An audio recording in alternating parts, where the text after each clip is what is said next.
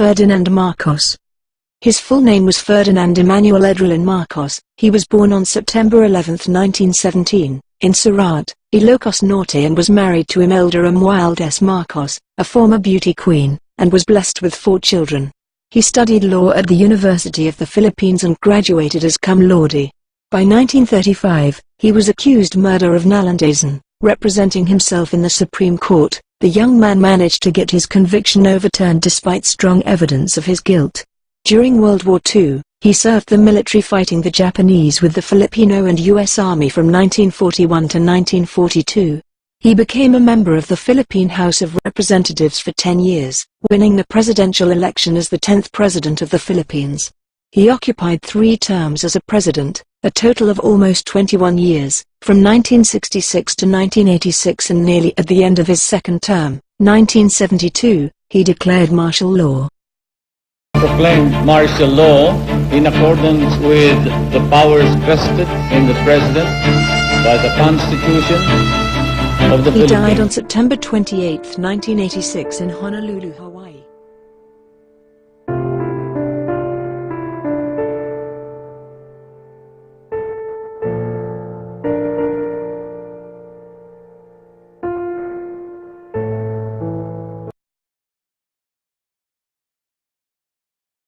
The implementation of martial law in the Philippines is remarkable among the Filipinos and even the world.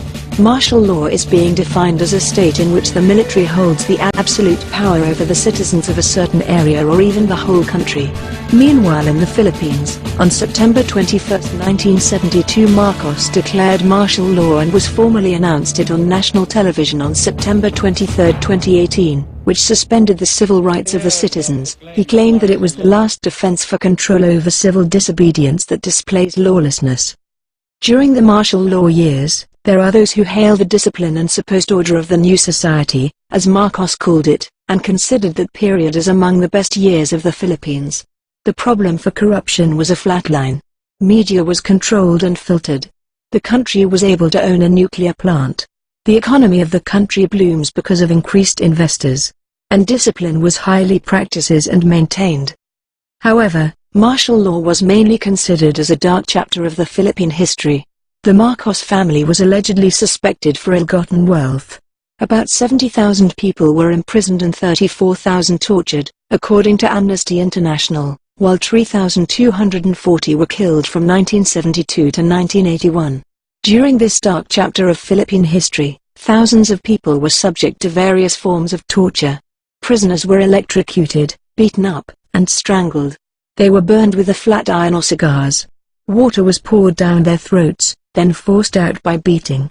Women were stripped naked and raped, various objects forced into their genitals. Martial law was lifted by President Marcos on January 17, 1981. It lasted for more than 7 years.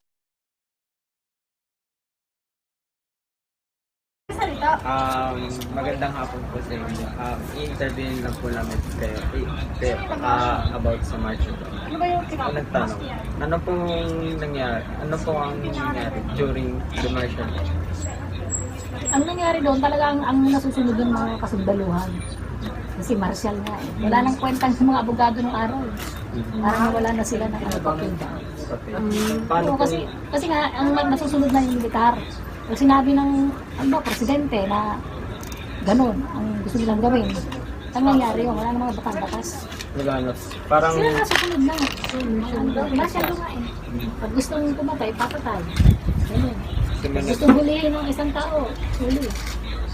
Wala na yung mga litis-litis, kaya wala na pwede abogado ng martial law. Yung ano po, isa estado ng Pangulo sa ekonomiya.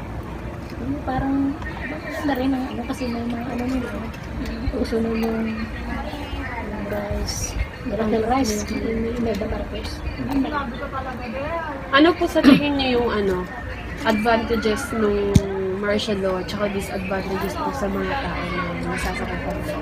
Ang advantage, ay ang disadvantage lang nakikita ko dun kasi ang hirap kumilos. Hirap kumilos. Parang naka... Diktador, nadidiktahan ang kilos ng tao. Walang lalo. Ang ganun, parang ganun. Yung advantage po, meron po. Ang advantage, yung tanong kasi ni Marcos si Imelda, ang dami nang naitulong mo, parang yun ang naging parang kapalit nung pahigpita. Kasi ang dami siya nagandang ng budget. Mas disiplinado po ba ang mga tao? Tulungan niya yung nabigyan ng mga bahay. Yung panahon nila. Panahon nila. Yung ano po, Yung parang Pagtakbo po. pagpapatakbo ni Ferdinand Marcos o ng mga Marcos dun sa government dati. kasi Eh, yun nga, yung parang, kasi siya, parang Yung nangyari po nung during ng market, nawala. Kaya medyo gulo-gulo ng araw kasi naging military, lahat ng mga tambay-tambay talagang ginagambot sa so, nawala yun. Pati yung mga estado po ng ekonomiya ng mga panahon. Ang mga bilihin nun, hindi mura pa eh. Pero doon nagsimula ang kilo ng bigas, pero mura pa. Yung isda Sa nun. tingin po ba yung pamamalakad noon kaysa sa ngayon? Yun, kasi yung mga tao na disiplina, yung mga maliligalig na mga tambay-tambay sa nawala yun. Kaya ngayon na talagang sa loob ng 20 years na simula yung administrasyon. Yan talaga lumobo yung mga urap, tapos yung mga bisyo, yung naglabasan, na hindi lang natin. Ano naging advantage or disadvantage ng pagiging tahimik naman. Yung mga binibintang nilang mga course ng araw na nangyari, hindi naman mangyayari yun, hindi sila nakikita. Kasi yung Marcos, puro okay lahat yan.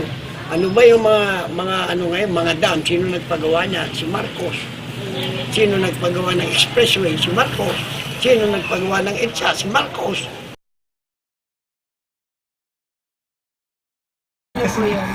Ano ang mas gusto naman ninyo kung kayo ang tatanungin? Oo, sa Gusto niyo inyong- ba ng may martial law? Ibalik ang martial law o walang